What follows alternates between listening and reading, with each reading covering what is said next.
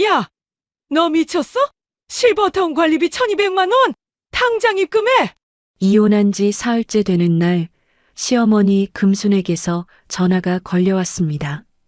며느리 서연은 순간 귀를 의심했습니다. 딸아이 심장 수술비까지 도박으로 날려버린 파렴치한 남편과는 이미 이혼했기 때문이죠. 그런데 시어머니는 이혼한 며느리에게 전화를 걸어 당장 돈을 붙이라고 고함을 질렀습니다. 누구세요? 전 시어머니가 없는데요. 전화 잘못 거셨습니다. 뭐라고? 이 못된 년이! 너 정신 나간 거야? 난 이 시어머니라고! 자신의 귀를 의심하며 펄펄 뛰는 금순. 하지만 그녀는 꿈에도 몰랐을 겁니다. 서연은 더 이상 예전의 며느리가 아니었다는 사실을요. 그리고 며느리의 손에는 이미 그들을 단숨에 무너뜨린 결정적인 증거가 쥐어져 있다는 사실을요. 18년의 한을 품은 며느리의 통쾌한 반격. 과연 그녀는 어떤 방법으로 이 파렴치한 인간들을 벼랑 끝으로 밀어버리게 될까요? 사연을 시작하기 전에 구독과 좋아요 눌러주시고 어디에서 듣고 계신지 댓글로 남겨주세요. 여러분의 가정에 평안과 행운이 함께하시길 바라겠습니다. 이혼한 지 정확히 사흘째 되는 날 오후였습니다. 한서연, 그녀는 아직 뜯지도 못한 박스더미 사이에 서서 주방 서랍을 정리하고 있었습니다. 햇살이 넓게 드는 거실, 발이 푹 잠기는 바닥재, 탁 트인 창밖 전망. 18년 동안 시어머니 눈치를 보며 살았던 그 집과는 비교조차 되지 않는 공간이었죠. 그리고 무엇보다 처음으로 자기 이름 석 자만으로 계약한 집이었습니다. 거실 한쪽에는 딸 하린이가 박스를 양팔로 끌어안고 끙끙대고 있었어요. 엄마, 이거 여기다 놔도 돼? 17살 아이의 목소리는 낯선 공간에서도 집 같은 온기를 만들어냈습니다. 서연은 짧게 대답하며 다시 손을 움직였습니다. 아직 살림은 다 채워지지 않았지만 그래도 괜찮았습니다. 누군가의 눈치를 보지 않아도 되는 공간이었으니까요. 그때였습니다. 휴대폰이 울렸습니다. 서연은 무심코 손을 뻗었다가 화면을 보는 순간 그대로 멈췄습니다. 시어머니. 세 글자가 화면을 가득 채우고 있었어요. 서연은 한동안 그 이름을 바라보기만 했습니다. 벨소리는 멈췄습니다. 잠깐의 정적이 흘렀고 그리고 다시 울렸습니다. 시어머니. 18년 동안 이 이름 앞에서 서연은 언제나 먼저 굽혔습니다. 2번 울리기 전에 받았고 목소리가 높아지면 더 낮게 말했고 부당한 말에도 고개를 끄덕였습니다. 그게 며느리로 살아남는 방법이라고 스스로를 설득하며 버텨온 세월이었죠. 그런데 오늘은 달랐습니다. 서연은 천천히 숨을 한 번 들이쉬었습니다. 그리고 통화 버튼을 눌렀습니다. 야, 도대체 뭐 하느라 이제 받아. 인사 같은 건 없었습니다. 수화기 너머로 날카로운 목소리가 터져 나왔어요. 박금순, 69살의 그녀는 아들 집에 들어오던 첫날부터 며느리를 하녀 부리듯 해온 여자였습니다. 실버타운 관리비가 밀려서 직원들이 하루에도 몇 번씩 찾아온다. 내 체면이 말이 아니야. 당장 1200만 원 보내라. 오늘 안으로. 서연은 아무 말도 하지 않았습니다. 야, 듣고 있어? 1200만 원이라고. 계좌번호는 알잖아. 당장 보내. 알겠어? 금순의 목소리는 점점 높아졌습니다. 몇 달치 관리비를 서연이 대신 막아준 일이 한두 번이 아니었습니다. 그러니 이번에도 당연히 될 거라 믿었던 거죠. 며느리란 그런 존재라고 그 여자는 진심으로 믿고 있었습니다. 이제 내 말도 씹는 거야? 이 못된 년이 어디서 배운 버르장머리야? 욕설까지 섞였습니다. 할인이 거실에서 눈을 동그랗게 뜨고 엄마를 바라보았어요. 서연은 딸에게 괜찮다는 듯 짧게 눈을 맞추고 주방 쪽으로 몇 걸음 옮겼습니다. 그리고 입을 열었습니다. 낮고 차갑고 한치도 흔들리지 않는 목소리였습니다. 죄송한데요. 누구세요? 수학이 넘어가 순간 조용해졌습니다. 금수는 말을 잇지 못했습니다. 귀를 의심했습니다. 분명히 자신이 며느리한테 전화를 건 게 맞는데 이 여자가 지금 무슨 소리를 하는 건지 이해가 되지 않았습니다. 야, 나야. 네 시어머니라고. 정신이 나간 거야? 서연은 조금도 흔들리지 않았습니다. 전화 잘못 거신 것 같은데요. 김대식 씨한테 연락해 보세요. 끊겠습니다. 뭐라고? 이 건방진 게 끊지 말라고. 서연은 전화를 끊었습니다. 그리고 잠시 화면을 바라보다가 휴대폰 전원을 꺼버렸습니다. 아무 일도 없었다는 듯 다시 서랍 앞으로 돌아갔습니다. 손은 흔들리지 않았습니다. 목소리도 떨리지 않았어요. 18년의 시간이 그녀를 이렇게 단단하게 만들어 놓았더군요. 그 단단함이 때로는 스스로도 무섭게 느껴졌지만 지금 이 순간만큼은 그게 고마웠습니다. 할인이 조용히 다가와 엄마 옆에 섰습니다. 서연은 딸을 한번 바라보았습니다. 아무 말도 하지 않았어요. 말이 필요하지 않았습니다. 그녀의 얼굴에는 18년 동안 한 번도 드러낸 적 없던 냉기가 서려 있었습니다. 분노도 아니었고 슬픔도 아니었습니다. 그것은 더 이상 흔들리지 않겠다는 조용하고 단단한 결심이었습니다. 서연이 전화를 끄는 바로 그 시각, 인천 외곽에 자리한 고급 실버타운 하늘채의 2층 복도는 낮인데도 묘한 긴장감이 감돌고 있었습니다. 복도 끝 205호. 박금순이 머무는 방이었어요. 실버타운 하늘채는 입주 보증금만 3억 원이 넘는 곳이었습니다. 넓은 로비에는 화분이 줄지어 서 있었고 직원들은 항상 단정한 유니폼을 입고 허리를 굽혀 인사하는 곳이었죠. 금수는 이곳에 들어오던 날 주변 사람들에게 한껏 으스댔습니다. 아들이 대표로 있는 회사가 얼마나 잘 나가는지, 며느리가 얼마나 자기 뒷바라지를 잘하는지, 그 자랑이 이 복도에서 얼마나 오래 버틸 수 있을지는 그때 아무도 알지 못했습니다. 관리팀 직원 이주임이 205호 문을 두드린 것은 오후 2시가 조금 넘은 시각이었어요. 관리비 미납이 4개월째로 접어든 터였습니다. 독촉 문자도 여러 차례 보냈고 지난주에도 한번 직접 찾아왔다가 금순에게 문전박대를 당한 터라 이주임은 오늘도 마음의 준비를 단단히 하고 문을 두드렸습니다.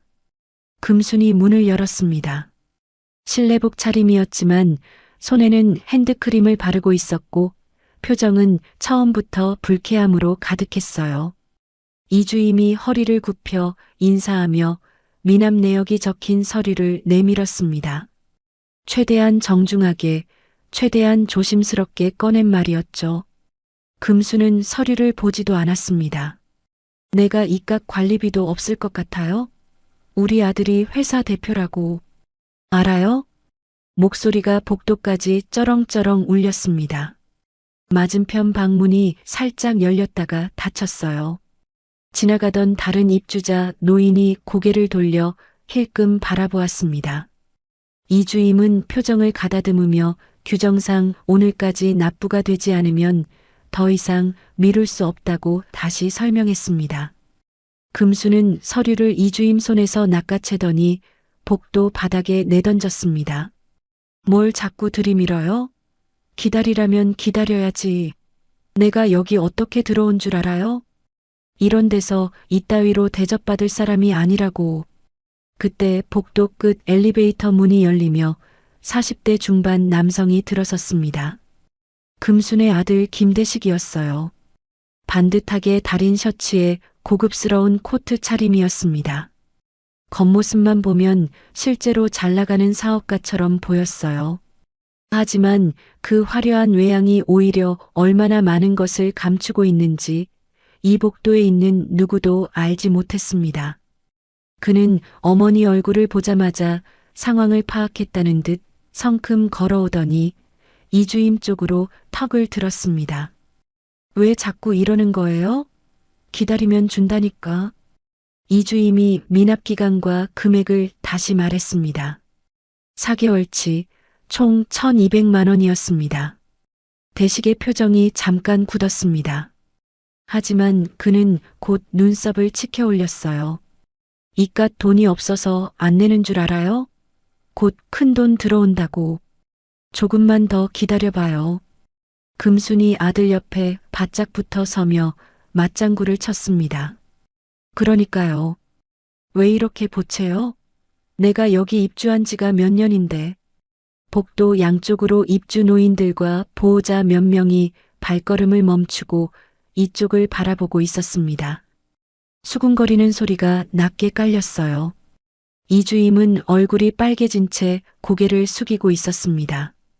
이주임은 더 이상 기다릴 수 없으며 계속 이런 상황이 반복되면 퇴소 조치를 검토할 수밖에 없다고 차분하게 말했습니다. 그 말이 끝나기 무섭게 금순의 눈이 뒤집혔습니다. 뭐? 퇴소?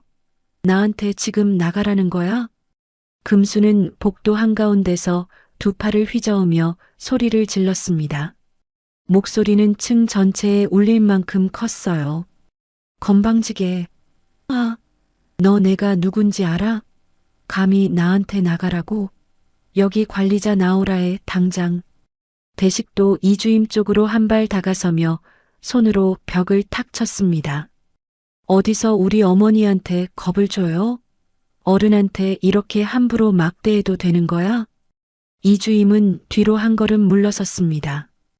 보안팀을 불러야 하나 속으로 고민하면서도 복도에 모여든 시선들 때문에 선뜻 움직이지 못하고 있었어요. 금수는 급기야 복도 벽에 붙어있던 안내문을 손으로 뜯어냈습니다. 내가 그동안 여기에 얼마를 냈는데 관리비 조금 연체됐다고 무슨 대우가 이따위야. 주변에 서 있던 노인 한 분이 혀를 찼습니다. 보호자로 온 듯한 중년 여성이 인상을 찡그리며 자리를 피했어요. 민망하다는 표정들이 복도를 가득 채웠습니다. 대식은 여전히 허세를 부리고 있었지만 그의 눈빛은 달랐습니다. 흔들리고 있었어요. 이 상황이 자신의 뜻대로 흘러가지 않는다는 것을 본능적으로 느끼고 있었습니다. 하지만 그 불안을 인정하는 대신 그는 목소리를 한 단계 더 높였습니다. 엄마, 서연이한테 연락했어요? 뭐래요? 보낸다고 했죠? 금수는 아들 귀에 대고 낮게 말했습니다. 대답을 안 하더라고. 근데 뭐, 곧 보내겠지. 대식은 잠시 입을 다물었습니다. 뭔가 계산하는 눈빛이었어요. 하지만 두 사람은 여전히 믿고 있었습니다. 서연이 결국 돈을 들고 올 거라고. 늘 그래왔으니까요. 어떻게든 버텨보면 그 여자가 또 해결해 줄 거라고. 그 믿음이 얼마나 터무니없는 것인지를 두 사람은 아직 꿈에도 모르고 있었습니다. 실버타운 하늘채에서 소란이 이어지고 있던 바로 그 시각, 서울 도심의 한법률사무소 회의실에는 전혀 다른 분위기가 흐르고 있었습니다. 서연은 긴 회의 테이블 한쪽에 반듯하게 앉아 있었어요.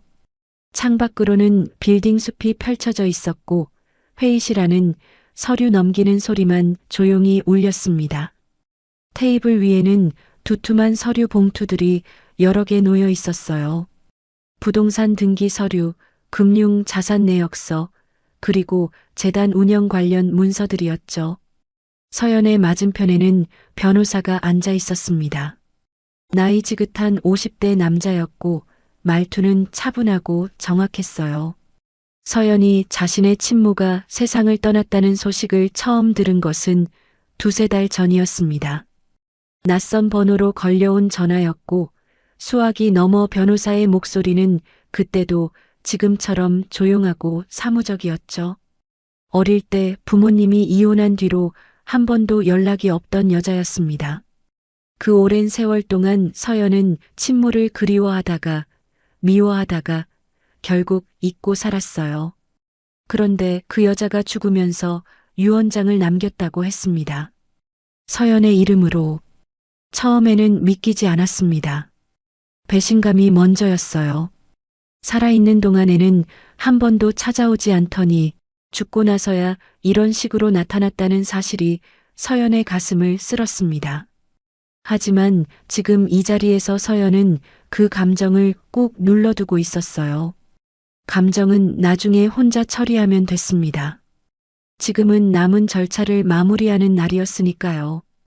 이미 몇 달 전 일부 절차가 먼저 진행됐습니다. 서연 명의로 넘어온 자산만으로도 그녀의 생활은 이미 완전히 달라진 상태였어요. 이혼 후 이사한 아파트도 할인의 수술 준비를 위해 알아보기 시작한 병원비도 더 이상 서연에게 버거운 문제가 아니었죠. 변호사가 서류 한 장을 펼치며 설명을 이어갔습니다. 이번에 마무리되는 절차가 끝나면 재단 운영권과 나머지 자산 일체가 정식으로 이사장님 명의로 귀속됩니다. 이미 이전된 부분과 합산하면 규모가 상당합니다. 서연은 짧게 고개를 끄덕였습니다. 놀라거나 들뜨는 기색이 없었어요. 예전 같았으면 이 자리 자체가 두렵고 낯설었을 겁니다. 하지만 지금의 서연은 달랐습니다. 조용한 자신감이 그녀의 눈빛 안에 자리하고 있었어요. 서연이 펜을 들어 서류에 서명하기 시작했습니다. 한 장, 또 한 장. 손끝 하나 흔들리지 않았어요. 변호사가 다음 서류를 넘기며 덧붙였습니다. 재단 관련해서 정리하셔야 할 부분이 아직 남아 있어요. 추후 한 번 더 뵙고 세부 사항을 논의해야 할 것 같습니다. 서연이 서류에서 눈을 들지 않은 채 물었습니다. 재단이 운영하는 시설이 어디 있죠?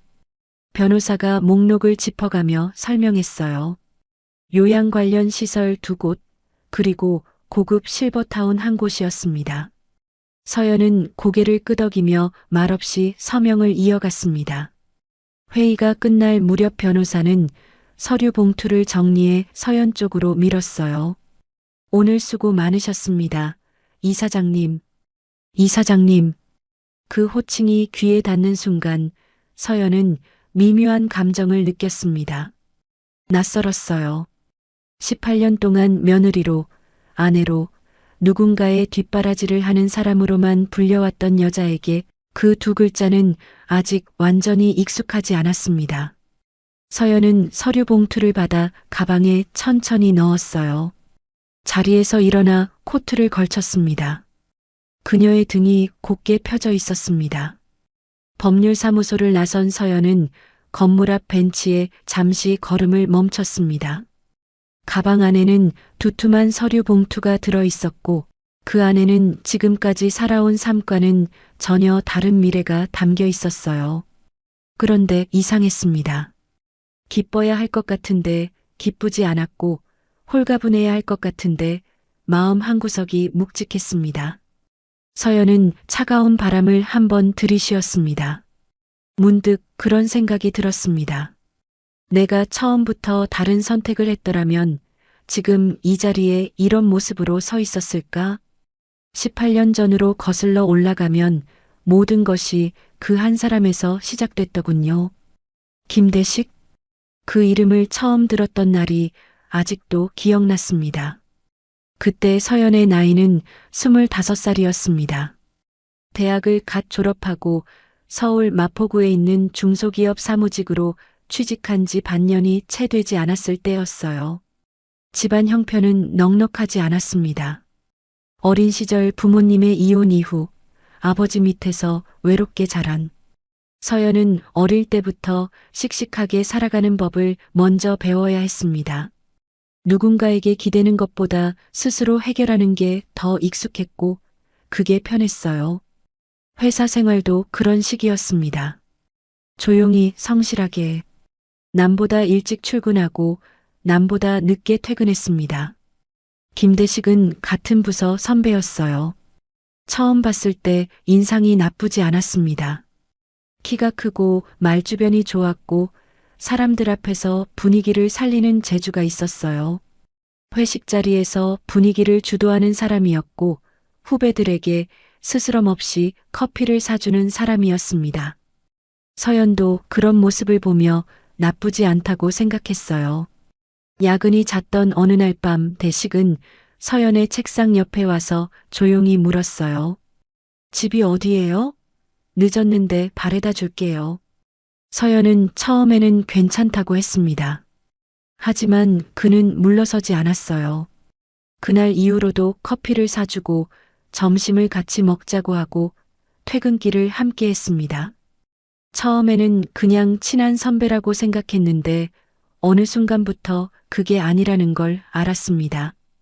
서연은 그를 믿기 시작했습니다. 바쁜 아버지 곁에서 자라며 늘 외로웠던 여자에게 곁에 있어주는 사람이 생겼다는 것만으로도 마음이 따뜻해졌던 거죠. 둘은 자연스럽게 연애를 시작했습니다. 대식은 사귄 지 1년도 되지 않아 결혼을 서둘렀어요. 우리 이제 결혼하자. 이쁜 가정 꾸리자. 서연은 그 말이 좋았습니다. 누군가가 자신을 책임지겠다고 말해준 것이 생애 처음이었으니까요.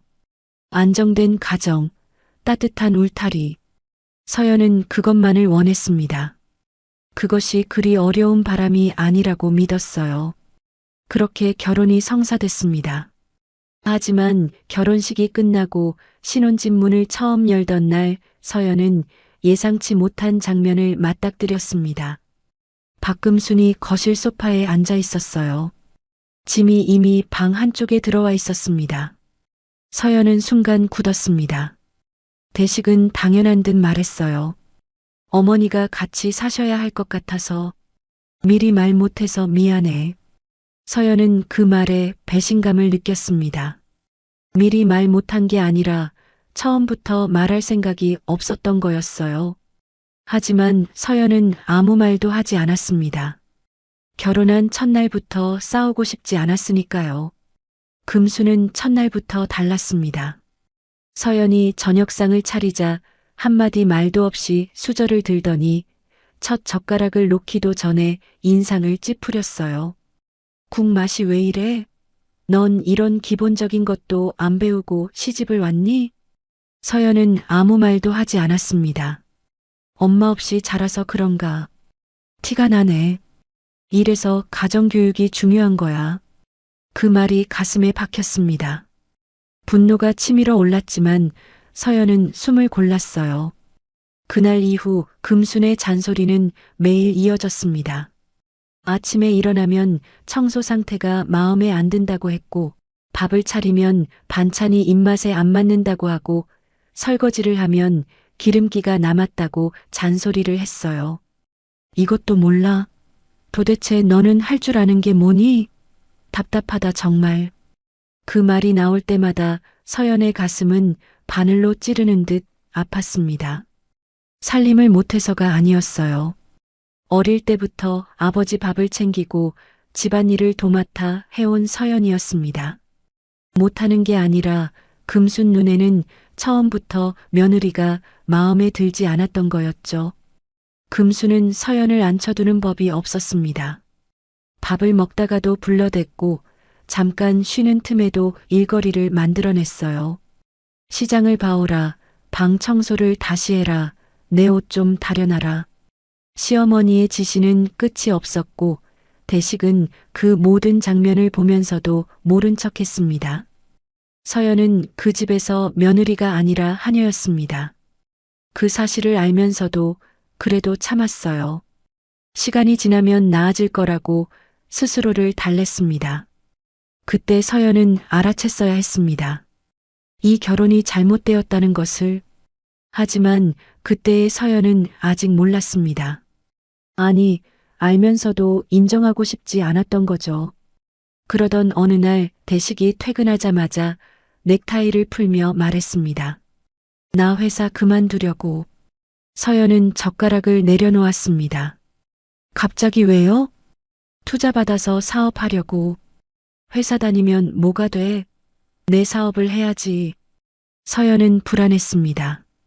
임신 사실을 안 지 얼마 되지 않았을 때였어요. 이제 셋이 될 가족인데 남편이 안정적인 직장을 버리겠다고 했습니다.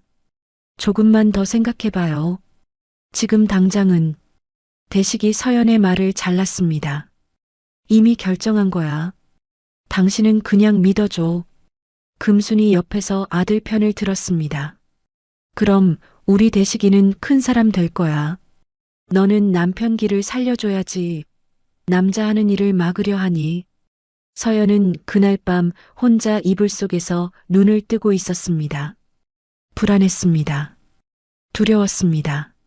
하지만 뱃속에 있는 아이를 떠올리며 스스로에게 말했어요. 괜찮아. 믿어보자. 분명히 나아질 거야. 그 믿음이 얼마나 긴 고통의 시작이었는지 그때의 서연은 아직 알지 못했습니다. 대식이 회사를 그만두고 나서 서연의 하루는 2배가 됐습니다. 아니, 정확히는 3배였어요. 낮에는 회사에서 일했습니다. 사무직이었지만 쉬운 일이 아니었어요. 야근도 잦았고 점심시간도 제대로 챙기지 못하는 날이 많았습니다. 그래도 서연은 지각 한 번 하지 않았어요. 이 직장을 잃으면 당장 생활비가 막히는 상황이었으니까요. 퇴근 후에는 할인을 금순에게 맡기고 곧장 대리운전을 나갔습니다. 콜을 받아 낯선 차에 올라타고 술 냄새 나는 손님을 목적지까지 데려다주고 다시 다음 콜을 기다렸어요. 늦은 밤 거리에 혼자 서서 다음 배차를 기다리는 동안 서연은 발이 얼어붙는 것도 몰랐습니다. 그냥 버텼어요. 주말에는 인근 마트 야간 아르바이트를 했습니다. 계산대 앞에 서서 몇 시간씩 서 있다 보면 허리가 끊어질 것 같았지만 서연은 내색하지 않았어요. 그렇게 번 돈은 고스란히 집으로 들어갔습니다. 식비, 공과금, 할인 분유값, 기저귀값, 그리고 금순의 용돈까지. 서연이 벌어온 돈은 통장에 머무는 시간이 없었습니다. 들어오는 족족 빠져나갔어요. 그런데 금수는 단 한 번도 고맙다는 말을 하지 않았습니다. 오히려 반찬 투정을 하고 청소 상태를 꼬집고 며느리가 벌어온 돈으로 자기 용돈을 챙기면서도 당연한 듯 손을 내밀었어요.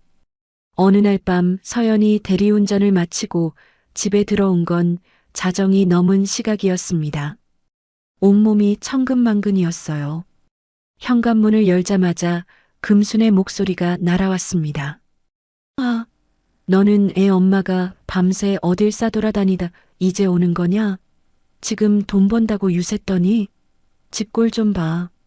서연은 신발을 벗으며 아무 말도 하지 않았습니다.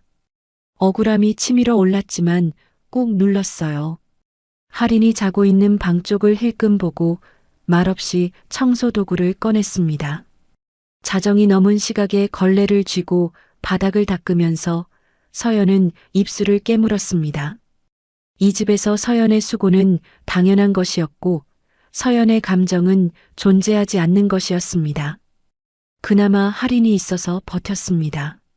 아무리 지쳐도 자는 아이 얼굴을 들여다보면 다시 일어날 수 있었어요. 보드라운 볼에 손을 갖다 대면 오늘 하루도 어떻게든 버텼구나 싶었습니다. 서연에게 할인은 이 집에서 유일하게 흔들리지 않는 이유였습니다. 딸만큼은 나처럼 만들지 말자. 그 한 문장이 서연을 매일 아침 일으켜 세웠어요. 서연은 자신이 어떻게 자랐는지 누구보다 잘 알고 있었습니다. 부모가 이혼한 뒤 아버지 손에 자라면서 겪었던 그 외로움. 친구 집에 놀러 갔다가 엄마가 차려놓은 밥상을 보고 느꼈던 그 쓸쓸함이 아직도 가슴 한켠에 남아 있었습니다. 할인에게만큼은 그 기억을 물려주고 싶지 않았어요. 엄마 아빠가 함께 있는 집, 그 평범한 울타리 하나를 지켜주고 싶었습니다. 그런데 시간이 흐를수록 대식이 이상해졌습니다. 귀가 시간이 조금씩 늦어지더니 어느 순간부터는 아예 연락이 끊기는 날이 생겼어요. 사업 미팅이라고 했고 접대 자리라고 했습니다. 처음에는 그냥 넘겼습니다. 하지만 어느 날부터 대식은 휴대폰을 늘 손에서 놓지 않았습니다. 밥을 먹다가도 챙겼고 화장실에 들어갈 때도 들고 들어갔습니다. 서연이 옆에 앉으면 슬그머니 화면을 뒤집었어요. 어느 저녁이었습니다. 대식이 잠깐 자리를 비운 사이 소파 위에 놓인 휴대폰 화면이 켜졌습니다. 서연은 무심코 눈이 갔다가 그대로 굳어버렸어요. 여자 이름이었습니다. 대식이 돌아와 화면을 재빨리 껐습니다. 아무 일도 아닌 척했어요. 가슴이 무너졌습니다. 숨이 막히는 것 같았어요. 배신감이 온몸을 훑고 지나갔습니다. 하지만 서연은 그날 아무 말도 하지 않았어요. 그 다음 날도 마찬가지였습니다. 외박이 한 번씩 생기더니 점점 잦아졌습니다. 서연은 이미 대식의 외도를 눈치챘어요. 알면서도 눈을 감았습니다. 말을 꺼내는 순간 이 집이 무너질 것 같았으니까요. 할인이 엄마 아빠 싸우는 소리를 들으며 자라는 건 싫었습니다. 자신이 그랬던 것처럼 딸이 불안한 눈빛으로 눈치를 보며 크는 건 더더욱 싫었어요. 그래서 또 참았습니다. 서연은 매일 밤 잠들기 전 스스로에게 물었습니다. 이게 맞는 건지, 이렇게까지 버텨야 하는 건지. 하지만 답을 찾기도 전에 새벽 알람이 울렸고 서연은 다시 일어났습니다. 또 하루가 시작됐어요. 그 지독한 하루하루가 쌓여 1년이 되고 5년이 되고 10년이 됐습니다. 서연이 흘린 땀과 눈물이 이 집의 벽 속에 스며드는 동안 아무도 그것을 알아주지 않았습니다. 알아주기는커녕 당연하게 여겼어요. 그리고 서연은 그 당연함 속에서 조금씩 지쳐가고 있었습니다. 할인이 처음 심장 이상 진단을 받은 것은 태어난 지 얼마 되지 않아서였습니다. 선천성 심장 질환이었어요. 의사는 차분한 목소리로 설명했지만 서연의 귀에는 단어 하나하나가 돌덩이처럼 떨어졌습니다. 당장 위험한 상태는 아니지만 성장하면서 반드시 수술이 필요하다고 했어요. 수술 시기가 되면 가슴을 열어야 한다고 했습니다. 서연은 진료실 문을 나서자마자 병원 복도 의자에 주저앉았습니다. 다리에 힘이 풀렸어요. 갓 낳은 아이가 언젠가 수술대에 누워야 한다는 말이 머릿속을 떠나지 않았습니다. 두 손으로 얼굴을 감싸고 한참을 울었어요. 소리도 내지 못하고 그냥 어깨를 들썩이며 울었습니다. 하지만 울고만 있을 수는 없었어요. 서연은 눈물을 닦고 일어섰습니다. 그리고 그날부터 돈을 모으기 시작했어요.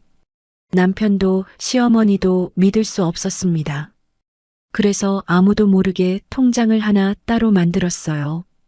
월급에서 조금, 대리운전 수입에서 조금, 야간 아르바이트비에서 조금, 많지 않았습니다. 어떤 달은 몇만 원밖에 못 넣을 때도 있었어요. 다음 달 생활비가 빠듯해서 손을 댈까 싶은 순간도 여러 번 있었습니다. 하지만 서연은 절대 건드리지 않았어요. 이 돈은 할인이 거야.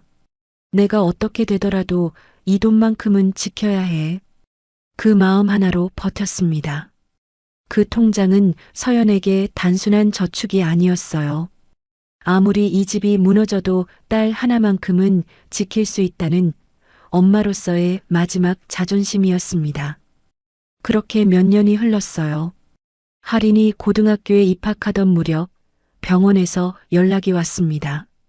최근 검사 결과를 바탕으로 이제 수술 시기를 본격적으로 준비해야 한다는 내용이었어요. 서연은 전화를 끊고 잠시 눈을 감았습니다. 두렵기도 했지만 한편으로는 다행이었어요. 그동안 모아온 돈이 있었으니까요. 어떤 상황에서도 할인의 수술만큼은 치를 수 있다고 그것 하나는 자신 있었습니다.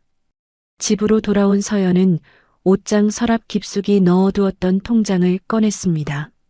손이 떨렸어요. 좋은 의미의 떨림이었습니다. 이 통장을 꺼내는 날이 오기까지 얼마나 많은 밤을 버텼는지, 얼마나 많은 새벽을 혼자 이 악물고 넘겼는지 그 세월이 손끝에서 느껴졌습니다. 서연은 천천히 페이지를 펼쳤습니다. 그리고 잔액을 확인하는 순간 숨이 멎었습니다. 눈을 의심했어요. 페이지를 다시 들여다보았습니다. 잔액이 말이 되지 않았어요. 몇 년을 한 푼, 두 푼 모아온 돈이 그 통장 안에 없었습니다. 거의 바닥이 나 있었어요. 심장이 쿵 내려앉았습니다. 서연은 떨리는 손으로 은행 앱을 열었어요. 거래 내역을 확인했습니다.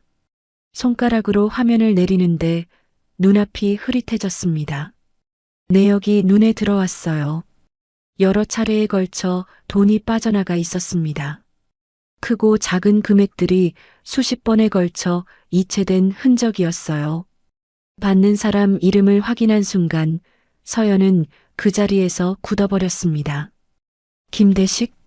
남편 이름이었습니다. 가슴이 무너졌습니다.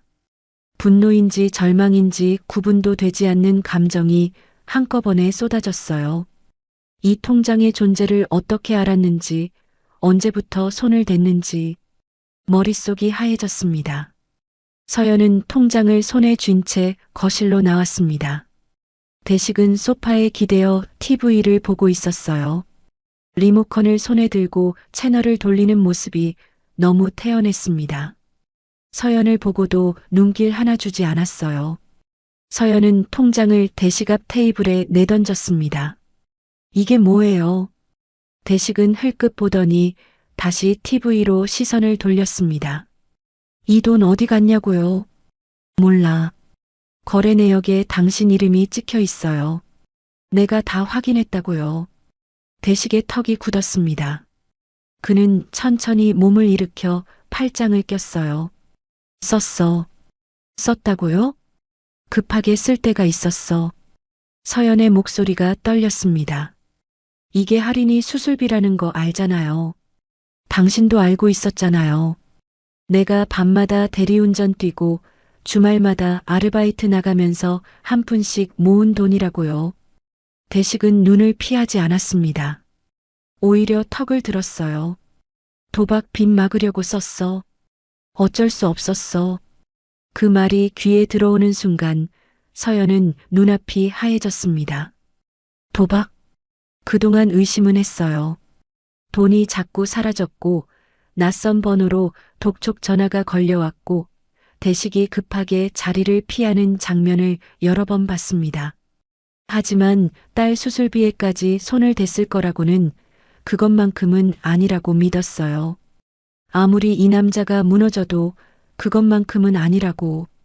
배신감에 온몸이 떨렸습니다. 도박 빚을 막으려고 할인이 수술비를 썼다고요? 지금 그 말이 말이 된다고 생각해요? 사채까지 쓴 거 당신도 알잖아.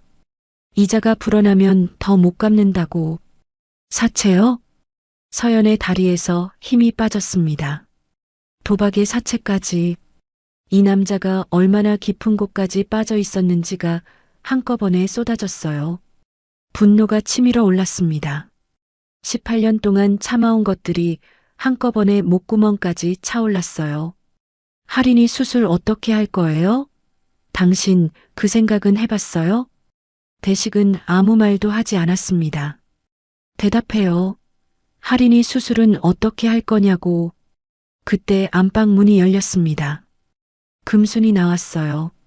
상황을 다 들었을 텐데도 표정에는 미안함이 없었습니다. 오히려 못마땅한 눈빛으로 서연을 바라봤어요. 아니, 남편이 사업하다 보면 그럴 수도 있지. 뭘 이렇게 유난이야. 돈은 또 모으면 되잖아. 서연은 금순을 바라보았습니다.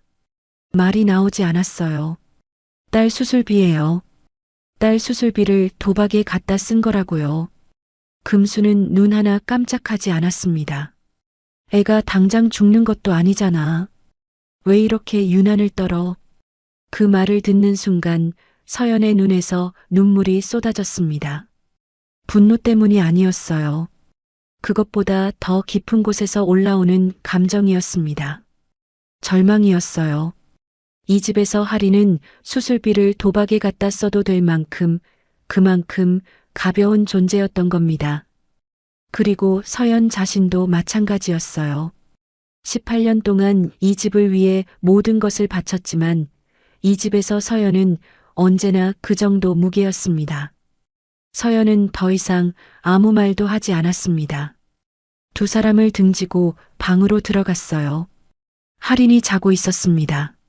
새근새근 숨을 쉬며 자는 아이의 가슴이 오르락 내리락 했어요. 그 가슴 안에 고쳐야 할 심장이 있었습니다. 서연은 딸 옆에 천천히 무릎을 꿇고 앉았어요.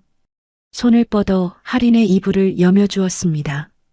손이 떨렸습니다. 할인아, 미안해.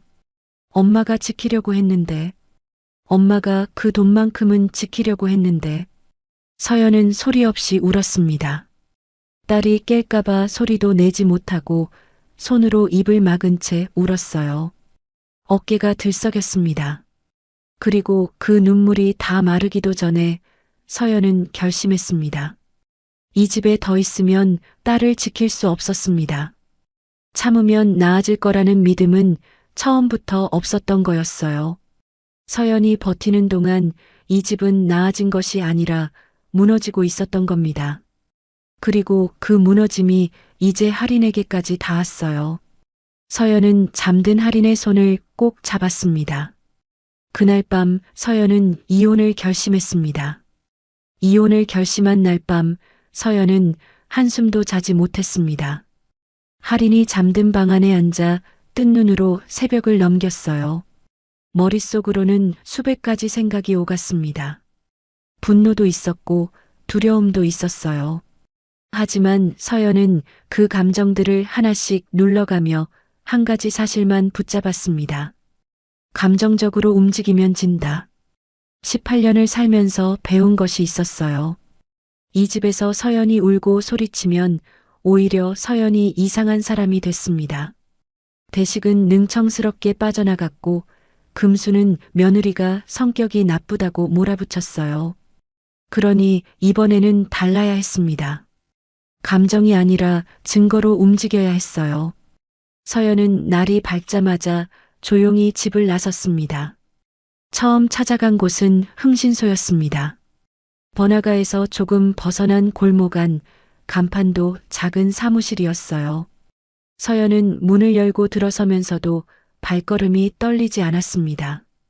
이미 마음을 굳힌 뒤였으니까요.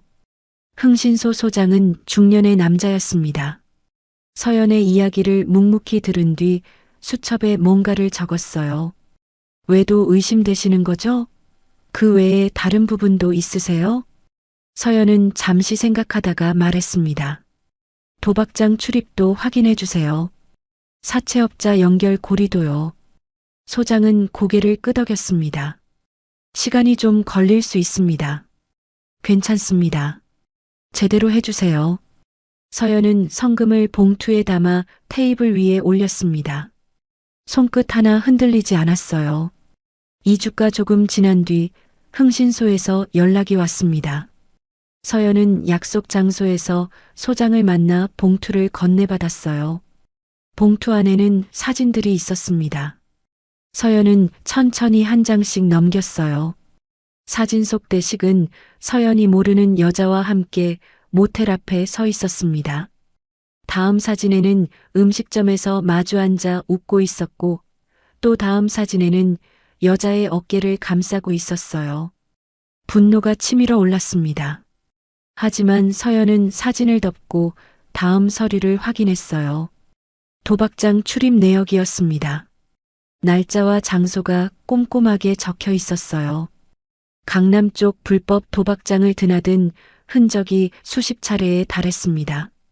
그리고 마지막 서류에는 사채업자와의 거래 내역이 정리되어 있었어요. 빌린 금액만 해도 수천만 원이었습니다. 서연은 서류를 내려놓으며 눈을 감았습니다. 예상은 했습니다. 하지만 이 정도일 줄은 몰랐어요. 외도, 도박, 사채? 이 남자는 서연이 밤마다 대리운전을 뛰고 새벽에 아르바이트를 하는 동안 그 돈을 이렇게 쓰고 있었던 겁니다. 배신감이 가슴 깊은 곳을 후벼 팠습니다. 서연은 모든 서류를 가방 안에 챙겨 넣었습니다. 그리고 유능한 이혼 전문 변호사를 선임해 이혼 준비를 시작했어요. 그로부터 며칠이 지난 어느 오후였습니다. 서연의 휴대폰으로 낯선 번호가 떴어요. 모르는 번호였습니다. 요즘 들어 사채업자 쪽에서 걸려오는 전화가 잦았던 터라 서연은 잠시 망설였어요. 하지만 받았습니다. 한서연 씨 되십니까? 낮고 조용한 목소리였습니다. 사채업자 특유의 거친 말투가 아니었어요. 네, 그런데요. 저는 법무법인 소속 변호사입니다. 다름이 아니라 어머님 관련해서 전해드릴 말씀이 있어서요. 서연은 미간을 좁혔습니다. 저희 시어머님이요? 친모되시는 분 말씀입니다. 이정혜 씨. 서연은 그 이름을 듣는 순간 손에 힘이 빠질 것 같았습니다. 오래전에 지워버린 이름이었어요. 아니, 지우려고 애를 썼지만 완전히 지워지지 않았던 이름이었습니다. 무슨 일이신 거죠? 변호사의 목소리는 조심스러웠습니다. 직접 뵙고 말씀드리는 게 좋을 것 같습니다. 중요한 내용이라서요. 서연이 변호사를 만난 것은 이틀 뒤였습니다. 서울 도심의 조용한 카페 안쪽 자리였어요. 변호사는 서류 봉투를 테이블 위에 올려놓으며 이야기를 시작했습니다. 친모 이정혜 씨가 세상을 떠났다고 했어요. 오래전부터 알아온 병이었다고 했습니다. 서연은 그 말을 듣는 순간 묘한 감정이 올라오는 것을 느꼈습니다. 슬픔인지 무감각인지 아니면 오래된 상처가 건드려지는 느낌인지 어릴 때 이혼 후 한 번도 찾아오지 않았던 여자였습니다. 그리워하다가 미워하다가 결국 잊고 살았던 사람이었어요. 변호사가 서류를 펼치며 말을 이었습니다. 이정희 대표님께서 유언장을 남기셨습니다. 전 재산을 한서연 씨에게 상속한다는 내용이었어요. 서연은 아무 말도 하지 못했습니다. 재산이 상당합니다. 부동산과 금융 자산은 물론이고 생전에 설립하신 재단도 포함됩니다. 재단이요? 노인 복지 관련 재단입니다. 요양시설과 실버타운을 운영하고 있어요. 모두 한서연 씨 명의로 넘어오게 됩니다.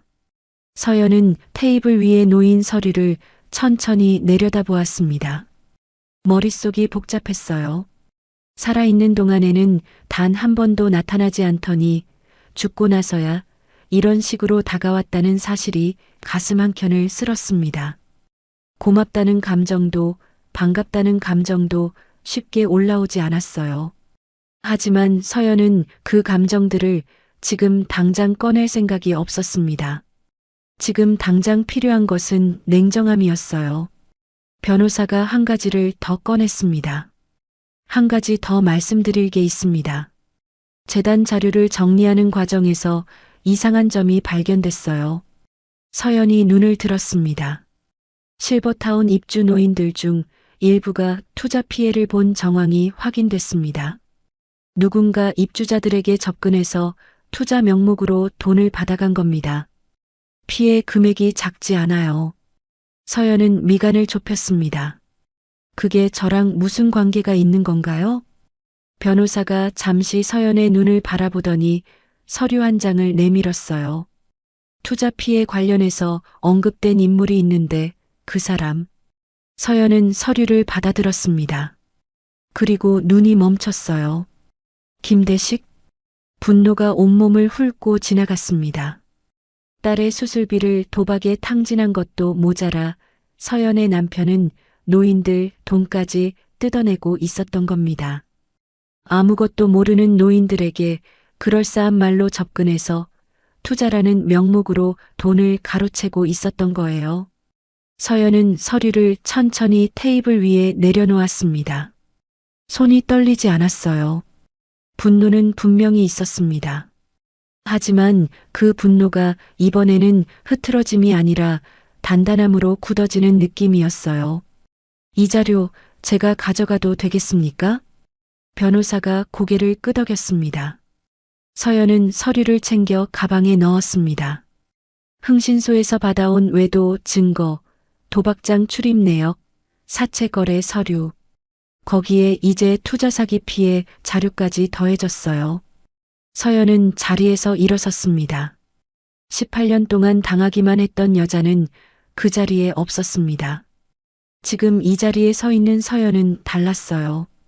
더 이상 당하는 쪽이 아니었습니다. 이제는 되갚아줄 차례였어요. 서연이 변호사 사무실을 나선 뒤로 며칠이 지났습니다. 그 사이 이혼 절차는 빠르게 진행됐어요. 서연이 선임한 이혼 전문 변호사는 증거 서류들을 검토하고는 말했습니다. 이 정도면 충분하다고요. 외도, 도박, 사채까지. 대식의 유책 사유는 충분했어요. 증거 앞에서 대식은 끝내 버티지 못했습니다. 이혼하던 날 서연은 법원 복도를 나서며 한 번도 뒤를 돌아보지 않았어요. 그리고 오늘이었습니다. 인천 외곽 실버타운 하늘채. 오전부터 로비 분위기가 심상치 않았습니다. 어제도 그제도 이어진 소란이 오늘도 반복되고 있었어요. 관리팀 직원들은 지친 얼굴로 복도를 오갔고 다른 입주노인들은 불안한 눈빛으로 상황을 지켜보고 있었습니다. 205 앞이었습니다. 금수는 복도 한가운데 버티고 서서 팔짱을 낀 채 직원을 내려다보고 있었어요. 오늘도 어제와 다르지 않았습니다.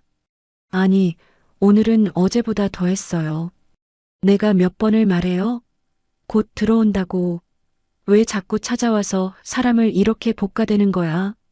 직원은 정중하게 다시 설명했습니다. 오늘까지 납부가 되지 않으면 퇴소 절차를 공식적으로 시작할 수밖에 없다고요. 퇴소? 웃기고 있네. 내가 여기를 왜 나가? 내가 무슨 잘못을 했어?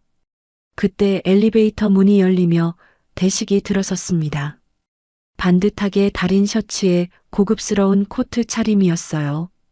겉모습만 보면 여전히 잘 나가는 사업가처럼 보였습니다. 대식은 상황을 훑어보더니 성큼 걸어와 직원 앞에 섰어요. 아직도 이러고 있어요? 내가 오늘 안으로 해결한다고 했잖아요. 직원이 다시 한번 납부 기한과 금액을 설명했습니다. 알았다고요. 오늘 안으로 보낸다니까. 좀 기다려봐요. 대식은 어머니 쪽으로 몸을 돌려 낮게 말했습니다. 엄마, 서연이한테 다시 연락해봐. 금순이 아들을 향해 눈을 부라렸습니다. 야, 너는 이혼은 왜 해가지고. 돈줄이 끊겼잖아. 이제 어쩔 거야? 대식은 머리를 극적이며 말했습니다. 엄마, 걱정 마. 서연이 마음 여린 거 잘 알잖아. 앓는 소리 하면 돈 보내줄 거야. 두 사람은 아직도 그렇게 믿고 있었습니다. 서연이 결국 도와줄 거라고. 늘 그래왔으니까요. 직원이 더 이상 기다릴 수 없다며 자리를 지키고 서자 금수는 다시 목소리를 높였습니다. 당신들 나중에 후회해요. 내가 가만 안 둬, 진짜. 그 순간이었습니다. 로비 쪽 유리문이 열렸습니다. 처음에는 아무도 눈치채지 못했어요. 소란이 워낙 컸으니까요. 하지만 이상한 일이 벌어졌습니다. 직원 한 명이 먼저 고개를 들었고 그 다음 옆에 서 있던 직원이 자세를 고쳐 세웠어요. 그리고 로비 안쪽에 있던 직원들이 하나둘 몸을 돌렸습니다. 복도가 조용해졌습니다. 금수는 왜 갑자기 조용해지는지 영문을 몰라 두리번거렸어요. 대식도 직원들의 시선이 한 방향으로 모이는 것을 느끼고 고개를 돌렸습니다. 유리문 안으로 한 여자가 천천히 걸어 들어오고 있었습니다.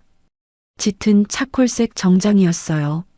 어깨선이 반듯하게 떨어졌고 걸음걸이는 조용했지만 단단했습니다. 머리는 단정하게 정리되어 있었고 표정에는 아무런 감정도 실려 있지 않았어요. 그 뒤로 서류 가방을 든 실무진 2명과 법무 담당자가 따라 들어왔습니다. 금수는 그 여자의 얼굴을 보는 순간 눈을 가늘게 떴습니다. 서연이었습니다. 금순의 입꼬리가 올라갔어요. 속으로 생각했습니다. 그래, 결국 왔구나. 내가 걱정돼서 결국 돈 들고 온 거구나. 며느리란 원래 이런 거지. 대식도 반사적으로 서연 쪽으로 몸을 돌렸습니다. 다행이다 싶은 표정이 스쳤어요. 그런데 이상했습니다. 직원들이 움직이는 게 달랐어요. 서연이 들어서자 입구 쪽 직원이 가장 먼저 허리를 굽혔습니다. 그 다음 복도 쪽 직원이 뒤따라 고개를 숙였어요. 안내 데스크 직원이 자리에서 일어섰고 멀리 있던 관리팀 직원들도 일제히 자세를 고쳐 세웠습니다. 직원들의 표정이 달랐어요. 당황하거나 어색한 게 아니었습니다. 자연스럽게 당연하다는 듯 허리를 굽히는 모습이었어요. 금순의 눈썹이 미세하게 움직였습니다. 대식의 표정에서 웃음기가 사라졌어요. 그때 관리팀장이 앞으로 나서며 또렷하게 말했습니다. 이사장님 오셨습니다. 복도가 완전히 조용해졌습니다. 금순의 얼굴이 굳었습니다. 방금 들은 말이 무슨 뜻인지 머릿속에서 정리가 되지 않았습니다. 이사장님이라고? 저 며느리한테? 말이 안 됐어요. 말이 될 수가 없었습니다. 대식도 마찬가지였습니다. 눈이 서연에게 고정된 채 미동도 하지 않았어요. 서연은 두 사람 앞에서 천천히 멈춰 섰습니다. 예전의 서연이 아니었습니다. 늘 구겨진 듯한 표정에 고개를 숙이고 다니던 그 며느리가 아니었어요. 눈치도 보지 않았습니다.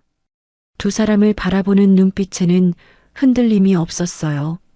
18년 동안 이 두 사람 앞에서 한없이 작아졌던 여자가 지금 이 순간은 달랐습니다. 금순이 겨우 입을 열었습니다. 목소리가 떨렸어요. 예, 이게 무슨 소리니? 이사장이라니? 서연은 아무 대답도 하지 않았습니다. 서연은 말없이 금순을 바라보았습니다. 단 한 번도 시선을 피하지 않았어요. 금순은 그 눈빛을 마주하는 순간 이상하게도 말이 더 나오지 않았습니다. 그 눈빛이 낯설었어요. 18년 동안 자신 앞에서 늘 고개를 숙이던 그 며느리의 눈이 아니었습니다. 로비 안에 무거운 침묵이 깔렸습니다. 이사장님이라는 말이 공기 속에 떠 있었어요. 금수는 굳은 얼굴로 서연을 바라보고 있었고 대식은 입술을 달싹이면서도 아무 말도 내뱉지 못하고 있었습니다. 두 사람의 머릿속에서 뭔가가 빠르게 재조립되고 있었어요. 하지만 그 조각들이 맞춰지기도 전에 서연이 먼저 움직였습니다. 서연은 뒤따라 들어온 실무진 쪽으로 고개를 돌렸습니다. 관리비 미납 내역 정리된 서류 가져오세요. 그리고 강제 퇴소 절차 지금 바로 시작해 주세요. 목소리는 낮고 차가웠어요. 감정이 실리지 않은 목소리였습니다. 명령도 아니었고 부탁도 아니었어요. 그냥 당연한 일을 처리하는 사람의 목소리였습니다. 실무진이 즉각 움직였어요. 금순의 눈이 뒤집혔습니다. 뭐? 강제 퇴소? 야, 한서연. 네가 나한테 이럴 수 있어? 내가 네 시어머니야, 시어머니. 서연은 금순을 바라보았습니다. 아무 말도 하지 않았어요. 그 침묵이 오히려 더 무거웠습니다. 아, 말을 해, 말을. 어디서 감히 시어머니한테 이래. 직원이 금순에게 공식 퇴소 통보 서류를 내밀었습니다. 관리비 4개월 미납, 수차례에 걸친 로비 난동, 직원 업무 방해. 항목이 하나하나 명시되어 있었어요. 금수는 서류를 손으로 쳐냈습니다. 이딴 거 필요 없어. 나 안 나가. 절대 안 나간다고. 그때였습니다. 대식이 서연 쪽으로 성큼 다가섰어요. 목소리를 낮게 깔았습니다. 서연아, 잠깐만. 진정하고 얘기하자. 우리가 어떤 사이야? 할인 엄마. 제발. 이러면 안 되지. 서연은 대식을 바라보았습니다. 그리고 아무 말 없이 옆에 서 있던 법무 담당자 쪽으로 손을 내밀었어요. 법무 담당자가 두툼한 서류 봉투를 건넸습니다. 서연은 그 서류 봉투를 대식의 가슴팍을 향해 던졌습니다. 서류가 바닥에 흩어졌어요. 사진들이 쏟아졌습니다. 서류들이 날렸어요. 빼곡하게 정리된 피해 내역서가 대식의 발치에 떨어졌습니다. 대식은 굳어버렸습니다. 바닥에 흩어진 서류들을 내려다보는 그의 얼굴에서 서서히 핏기가 빠졌어요. 그 순간 로비 안쪽 복도에서 발소리가 들려왔습니다. 복도 쪽 문이 열리면서 노인들이 하나둘 나오기 시작했습니다. 지팡이를 짚은 할아버지, 부축을 받으며 걷는 할머니, 휠체어를 탄 노인까지 실버타운 입주자들이었어요. 그들의 눈이 바닥에 흩어진 서류를 향했다가 대식에게로 향했습니다. 한 할머니가 먼저 입을 열었어요. 목소리가 떨렸습니다. 저 사람이야. 저 사람이 우리한테 사기친 사람이에요. 그 말이 떨어지기 무섭게 로비 분위기가 뒤집혔습니다. 한 할아버지가 대식 앞으로 다가섰어요. 굽은 허리를 세우며 대식의 멱살을 두 손으로 움켜쥐었습니다. 이 나쁜 놈아, 그게 어떤 돈인지 알기나 해? 또 다른 할머니가 대식의 팔을 잡아당겼어요. 내 돈 내놔. 당장 내 돈 내놓으라고. 사기꾼이야, 사기꾼. 로비가 아수라장이 됐습니다. 노인들의 울음소리와 고함소리가 뒤섞였어요. 대식은 사방에서 잡아당기는 손에 이리 밀리고 저리 밀리며 얼굴이 하얗게 질렸습니다. 잠깐만요. 오해예요, 오해. 할아버지가 대식의 멱살을 더 세게 움켜쥐며 소리쳤습니다. 오해는 무슨 오해? 개발 예정 부지에 투자하면 2배로 돌려준다고 했잖아. 그 땅은 아예 존재도 안 한다고, 이 사기꾼아. 너 때문에 평생 모은 돈을 다 날렸다고. 금수는 그 광경을 보며 뒷걸음질 쳤습니다. 얼굴이 새하얗게 변했어요. 아들이 로비 한가운데서 노인들에게 둘러싸여 멱살을 잡히는 장면이 믿기지 않는 듯 눈을 껌뻑였습니다. 대식아, 너 도대체 무슨 짓을 한 거야? 금순이 아들 쪽으로 달려가려 했지만 직원이 조용히 앞을 막아섰어요. 바로 그때 실버타운 정문이 다시 열렸습니다. 제복을 입은 경찰관 2명이 로비 안으로 들어섰어요. 그 뒤로 사복 형사가 따라 들어왔습니다. 서현 쪽 법무 담당자가 이미 신고를 넣어둔 터였습니다. 로비가 일순 조용해졌습니다. 경찰관이 흩어진 서류들과 노인들의 얼굴을 훑어보고는 대식에게로 시선을 고정했어요. 경찰관이 대식 앞으로 다가섰습니다. 수갑을 꺼내들며 말했어요. 김대식 씨, 노인 대상 투자 사기 혐의로 체포합니다. 대식의 다리가 흔들렸습니다. 눈동자가 이리저리 움직였어요. 서연을 바라보았다가 바닥에 흩어진 서류를 내려다보았다가 노인들의 얼굴을 훑쳤습니다. 빠져나갈 구멍을 찾는 눈빛이었어요. 하지만 없었습니다. 어디에도 없었어요. 잠깐요, 오해예요, 오해. 제대로 된 조사도 없이 이러면 안 되죠. 경찰관이 차분하게 말했습니다. 서류와 피해자 진술이 이미 확보되어 있습니다. 함께 가시죠. 대식이 뒤로 물러서려 했어요. 하지만 사복 형사가 어깨를 잡았습니다. 대식은 버둥거렸지만 소용없었어요. 찰칵 소리와 함께 수갑이 채워졌습니다. 금순이 그 순간 비명을 질렀어요. 안 돼. 대식아. 금수는 경찰관을 향해 달려들었습니다. 아들 팔을 잡아당기며 울부짖었어요. 놔줘요. 우리 아들 놔줘요. 우리 아들이 오해라고 하잖아요. 직원 2명이 금순을 조용히 잡아 뒤로 물렸습니다. 대식은 경찰관에게 이끌려 로비를 가로질렀습니다. 노인들이 양쪽으로 비켜서며 그 모습을 바라보았어요. 누군가 낮게 울먹였습니다. 누군가는 주먹을 쥔 채 눈을 감았어요. 서연은 그 자리에 서서 대식이 끌려나가는 모습을 바라보았습니다. 한 걸음도 움직이지 않았어요. 표정도 변하지 않았습니다. 18년 동안 참아온 분노가 이 순간 터져 나와야 할 것 같았지만 서연은 놀랍도록 고요했습니다. 정문이 닫혔습니다. 대식의 모습이 사라졌어요. 금수는 로비 바닥에 주저앉아 울부짖었습니다. 아들을 부르는 목소리가 텅 빈 로비 안에서 울려 퍼졌어요. 하지만 아무도 다가가지 않았습니다. 직원도 입주 노인들도 누구도 그 여자 곁으로 가지 않았어요. 실버타운 직원이 금순에게 다가가 다시 한번 퇴소 통보 서류를 내밀었습니다. 박금순 고객님, 지금 바로 짐 싸서 나가주세요. 오늘 중으로 퇴소 완료하셔야 해요. 지금 바로요? 네, 규정입니다. 금수는 멍한 얼굴로 직원을 바라보았습니다. 아들은 수갑을 차고 끌려나갔고 얼마 전까지만 해도 이 복도에서 큰 소리를 치던 자신은 이제 짐 보따리를 들고 나가야 하는 신세가 되었으니까요. 금수는 비틀거리며 자리에서 일어섰습니다. 아무도 손을 내밀지 않았어요. 그로부터 1년이 지났습니다. 서울도심 복지재단 본부 건물 5층 이사장실. 서연은 창가 쪽 책상에 앉아 서류를 검토하고 있었습니다.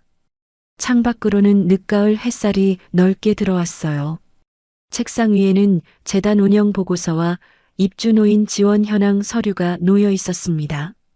단정하게 정리된 책상이었고 그 위에 놓인 서류들은 더 이상 서연을 짓누르지 않았어요. 비서가 문을 두드리며 들어왔습니다. 이사장님, 오늘 오후 피해자 지원 보상 절차 마지막 서명건 준비됐습니다. 서연은 고개를 끄덕였어요. 오후 2시에 진행하죠. 실버타운 하늘채에서 대식에게 투자 사기를 당한 노인들은 모두 12명이었습니다. 피해 금액은 크고 작은 차이가 있었지만 한 사람 한 사람에게 그 돈이 얼마나 소중한 것이었는지 서연은 잘 알고 있었어요. 재단 차원에서 보상 절차를 직접 진행하기로 한 것도 그 때문이었습니다. 법적 판결과 별개로 서연이 먼저 움직였어요. 덕분에 한때 소란과 불신으로 가득했던 하늘채는 이제 차분한 질서를 되찾았습니다.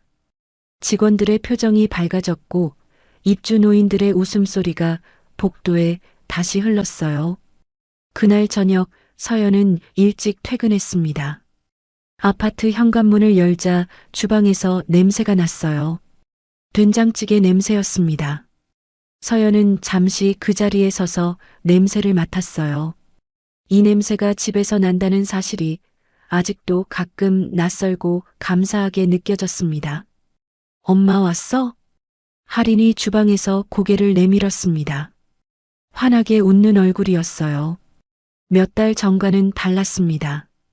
볼에 혈색이 돌았고 목소리에 힘이 있었어요. 수술을 마치고 긴 회복 기간을 거친 뒤 이제는 일상으로 완전히 돌아온 얼굴이었습니다. 할인의 심장 수술은 지난 봄에 이루어졌어요. 수술 당일 아침 서연은 수술실 앞 복도 의자에 앉아 6시간을 기다렸습니다. 손을 꼭 쥔 채, 눈을 감은 채, 그 긴 시간 동안 서연은 기도했어요. 단 하나만 빌었습니다. 이 아이가 건강하게 나오게 해달라고. 수술실 문이 열리고 의사가 나오며 말했습니다. 잘 됐습니다. 경과가 아주 좋아요. 그 말을 듣는 순간 서연은 의자에서 일어서지 못했습니다. 다리에 힘이 풀렸어요. 18년 동안 흘리지 못했던 눈물이 그때 한꺼번에 쏟아졌습니다. 복도 한가운데서 아무도 없는 자리에서 서연은 혼자 울었어요. 그 눈물은 슬픔이 아니었습니다. 버텨온 세월에 대한 눈물이었어요. 저녁 식탁은 단출했습니다. 된장찌개, 계란말이, 시금치나물. 할인이 혼자 차린 밥상이었어요. 서연은 마주 앉아 수저를 들었습니다.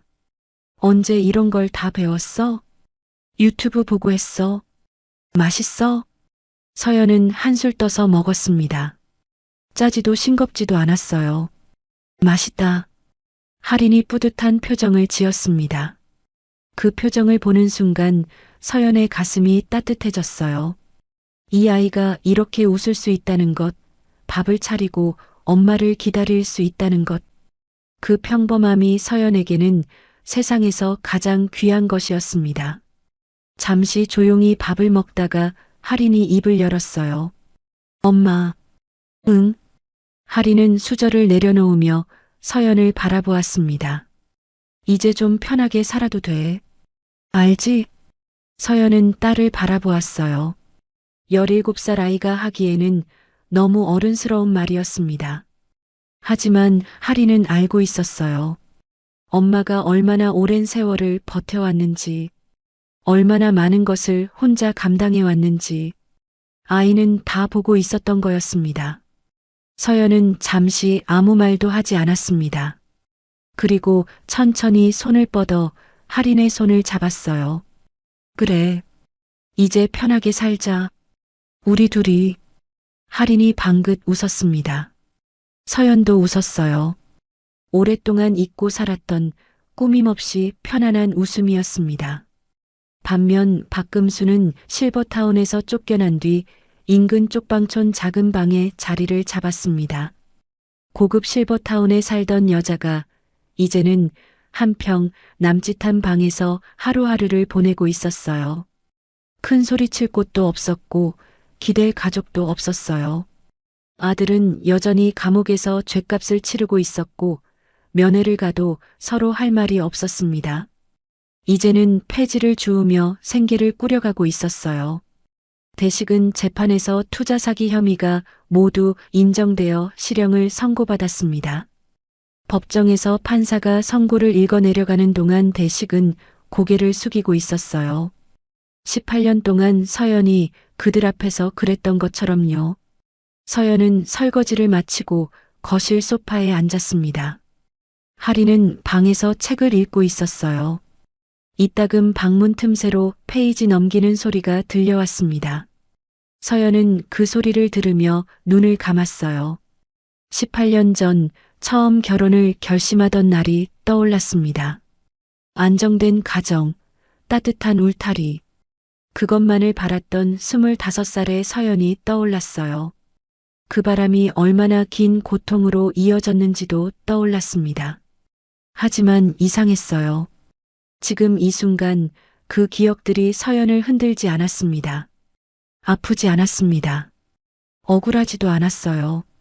그 모든 시간이 지나고 나서 지금 이 자리에 앉아 있다는 사실만이 느껴졌습니다. 서연은 눈을 떴습니다. 창밖으로 밤하늘이 보였어요. 별은 없었지만 하늘이 맑았습니다. 서연은 한참 그 하늘을 바라보다가 조용히 숨을 내쉬었어요. 무너진 것은 한 집안이 아니었습니다. 잘못된 관계였어요. 그리고 그 관계가 끝난 자리에 지금 이 조용하고 따뜻한 저녁이 있었습니다. 엄마와 딸의 작지만 단단한 일상이었어요. 오늘의 사연 어떠셨나요? 혹시 여러분들도 주인공 서연처럼 참고 또 참으면서 버텨온 시간이 있으셨나요? 댓글로 여러분의 이야기도 들려주세요. 여러분의 한마디 한마디가 채널 운영에 큰 힘이 됩니다. 이 사연이 마음에 드셨다면 무료로 할 수 있는 구독과 좋아요로 마음을 나눠주세요. 늘 건강하시고 오늘도 밝고 따뜻한 하루가 되시길 바랍니다.